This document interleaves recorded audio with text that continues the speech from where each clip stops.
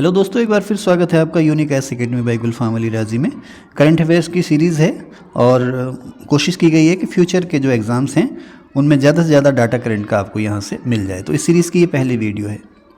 तो जैसे कि आपको पता है कि नेशनल एजुकेशन पॉलिसी में जो विदेशी नामचीन विश्वविद्यालय हैं उन्हें भारत में अपने कैंपस खोलने की परमिशन दी गई है। तो इस तरह से ब्रिटेन की एक यूनिवर्सिटी है जिसका नाम है साउथहैम्पटन यूनिवर्सिटी, उसने विदेश में अपना पहला कैंपस खोला है जो कि भारत में खोला गया है या बनाया गया है। तो साउथहैम्पटन यूनिवर्सिटी ने विदेश में अपना पहला जो कैंपस बनाया है वो गुरुग्राम हरियाणा में बनाया है भारत में। और ये भी आ सकता है कि न्यू एजुकेशन पॉलिसी के तहत जो फैसिलिटी मिली है विदेशी यूनिवर्सिटी को भारत में कैंपस खोलने की, तो इस मामले में सबसे पहला जो शुरुआत की है ब्रिटेन की साउथहैम्पटन यूनिवर्सिटी ने की है। ठीक है। अच्छा, हाल ही में आईआईटी मद्रास, ध्यान रखना आईआईटी मद्रास ने तंजानिया में और आईआईटी दिल्ली ने अबू धाबी में अपना कैंपस बनाया है। ये पूछा जा रहा है अक्सर। अच्छा, आपको पता है कि पोर्ट ब्लेयर अंडमान निकोबार की राजधानी है। 1789 में 1789 में इसे एक ब्रिटेन के नौसैनिक अधिकारी, ब्रिटेन के नहीं कहना चाहिए, ईस्ट इंडिया कंपनी के नौसैनिक अधिकारी ब्लेयर, आर्चबोल्ड ब्लेयर उसका पूरा नाम था, उसे 1788 में भेजा गया कि भी जाओ आप अंडमान निकोबार का सर्वे करो। तो उसने 1789 में पोर्ट ब्लेयर को खोजा था और खोजने के बाद वो वहीं बस गया था। कौन था, किसका नाम था, किसने खोला ये? ब्लेयर, इसका पूरा नाम है आर्चबोल्ड ब्लेयर। तो ब्लेयर ने इसको खोजा था और उसी ने इसको बसाया। कब बसाया? 1789 में। और ये कौन था? ये ईस्ट इंडिया कंपनी का नौसैनिक अधिकारी था। ठीक है। अब इसको नया नाम दे दिया गया है गृह मंत्रालय ने, श्री विजयपुरम, यानी अंडमान निकोबार आइलैंड को नहीं, ध्यान रखना, पोर्ट ब्लेयर, उसकी राजधानी पोर्ट ब्लेयर को नया नाम दिया गया है श्री विजयपुरम। नेताजी सुभाष चंद्र बोस ने अंडमान निकोबार में तिरंगा झंडा फहराया था, आपको ध्यान होगा। चोलों का ये अपना नौसैनिक अड्डा भी था। पोर्ट ब्लेयर नहीं था चोलों का नौसैनिक अड्डा, ध्यान रखना, चोलों का नौसैनिक अड्डा अगर आपसे कोई कहे पोर्ट ब्लेयर था, पोर्ट ब्लेयर नहीं था, अंडमान निकोबार आइलैंड। ठीक है, चलिए आगे चलते हैं। अब मोदी जी 21 से 23 सितंबर 2024 तक अमेरिका की यात्रा पर गए। अमेरिका की उनकी ये 3 दिन की यात्रा थी और इस यात्रा में उनके बहुत सारे प्रोग्राम्स थे, जिसमें सबसे पहला जो उनका प्रोग्राम था वो था क्वाड की बैठक में भाग लेने का।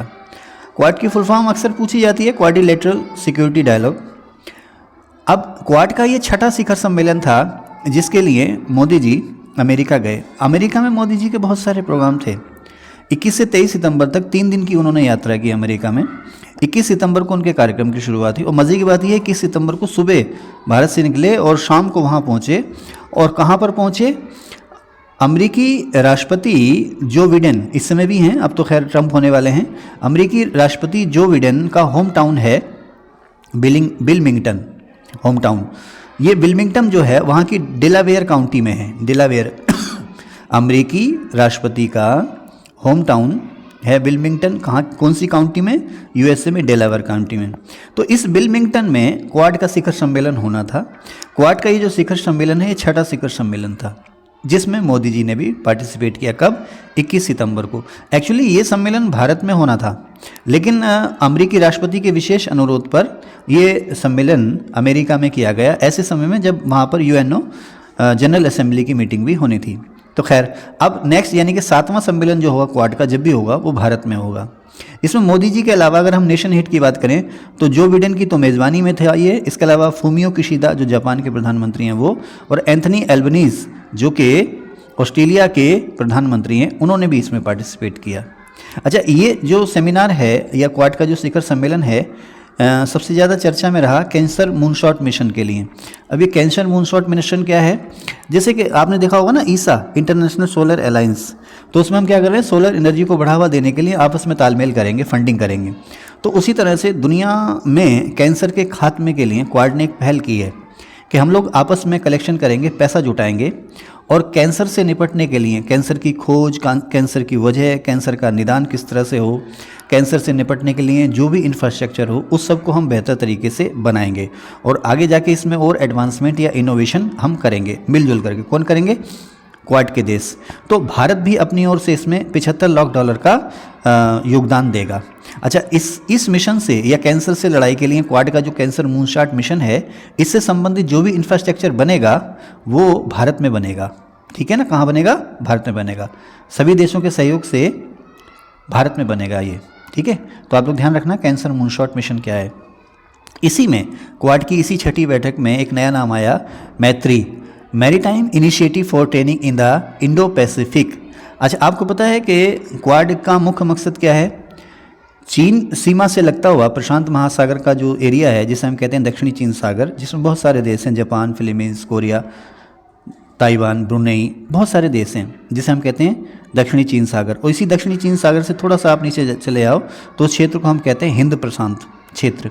दक्षिणी चीन सागर, हिंद प्रशांत क्षेत्र या पूर्वी चीन सागर, यहाँ पर आपको पता है चीन की दादागिरी किस तरह से चलती है। तो क्वाड का मुख्य मकसद क्या है?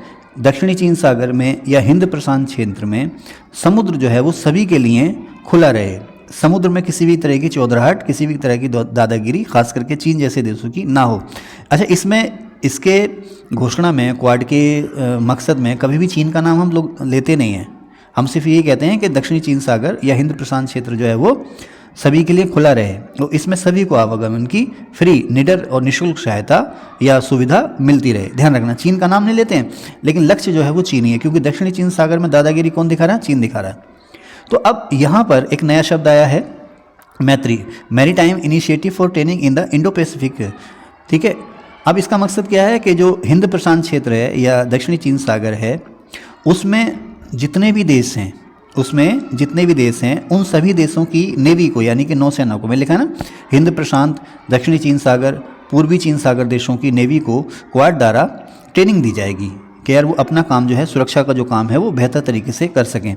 इस ट्रेनिंग के लिए जो कैंपस बनेगा वो भारत में बनेगा, अर्थात मैत्री के तहत क्वाड देश जो हैं हिंद प्रशांत या दक्षिणी चीन सागर के देशों की नेवी को ट्रेनिंग देंगे बेहतर सुरक्षा के लिए। और ट्रेनिंग कहाँ दी जाएगी? भारत में दी जाएगी। साथ ही इस क्षेत्र के जितने ही बंदरगाह हैं उनके बीच बेहतर सहयोग और समन्वय के बढ़ावे के लिए भी प्रयास किए जाएंगे। ठीक है, आगे चलते हैं। तो ये तो क्वाड निपट गया 21 सितंबर को। अब डेट भी इसकी याद रखनी है आप लोगों ने ना, हालांकि मैं कोशिश करूंगा अलग से इस तरह के वीडियोस बनाऊं जिसमें केवल डेट हो, के प्लेसेस हों, लेकिन वादा नहीं है। तो फिलहाल आप लोग थोड़ी सी मेहनत करें, डेट्स अलग याद रखें आप, कौन सी डेट को क्या हुआ, किस जगह हुआ। करंट अफेयर्स की बेहतर तैयारी बेटा इसी तरह से होती है कि डेट्स अलग हों, डेटेड और प्लेसेस अलग हों, सब कुछ अलग हो, कहानियाँ भी आपको पूरी तरह से पता हों। तो खैर, दूसरे दिन 22 सितंबर को मोदी जी का प्रोग्राम था। 22 सितंबर को ध्यान रखना, न्यूयॉर्क में इन्होंने जो अमेरिकी एंटरप्रेन्योर्स हैं, अमेरिकी उद्यमी हैं, उनके साथ राउंड टेबल बैठक की। इस बैठक का जो ऑर्गेनाइजर था वो था मैसाचुसेट्स इंस्टीट्यूट ऑफ टेक्नोलॉजी। ठीक है, ये पूछ सकता आपसे। अब इस बैठक में बहुत सी बातों पर चर्चा हुई, खास करके जो हमारी सेमीकंडक्टर पॉलिसी है उस पर बात हुई। लेकिन इस बैठक में मोदी जी ने एक बात और बताई, क्या कि भाई आप लोग चाहें तो आपके लिए हमारे यहाँ बेहतर मौके हैं, आप लोग अपने नए कारोबार शुरू करें। भारत की एक पॉलिसी है जिसका नाम है बायो E3 पॉलिसी।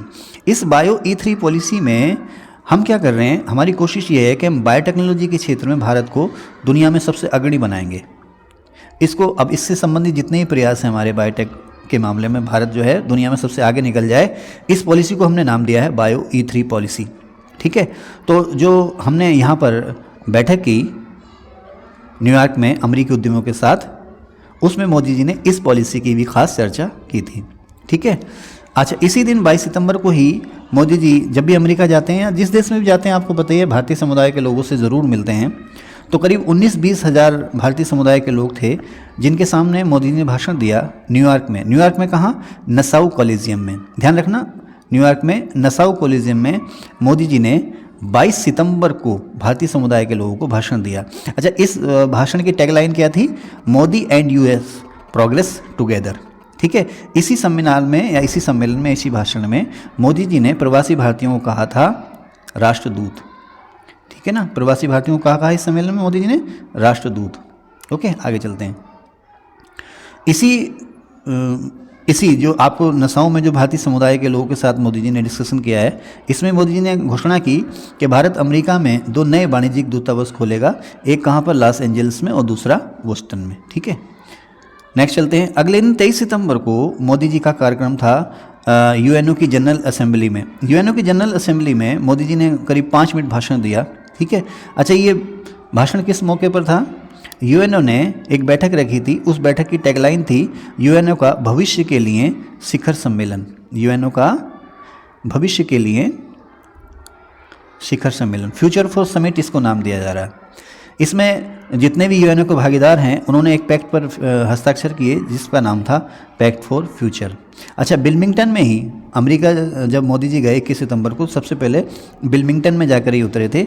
वहाँ पर राष्ट्रपति बिडेन ने उनकी अगवानी की थी और भारत से समय समय पर चोरी हुई प्राचीन एंटिक्विटीज़ कहते हैं, जो प्राचीन कलाकृतियाँ हैं जिनकी कुल संख्या 297 है, उनमें से कुछ जो हैं वहीं पर मोदी जी को गिफ्ट की यानी कि लुटाई, और कुछ जो हैं बाद में भारत आती रही। कितनी? 297। तो आपसे पूछ सकता है किस देश ने लुटाई, कहाँ लुटाई, कैसे लुटाई, वगैरह वगैरह। तो इस सीरीज में बस इतना ही। आप लोग इसका स्क्रीनशॉट ले लीजिए, आपको अलग से लिखने की ज़रूरत भी नहीं पड़ेगी। और मिलते हैं बहुत जल्दी नेक्स्ट सीरीज़ में। Thank you.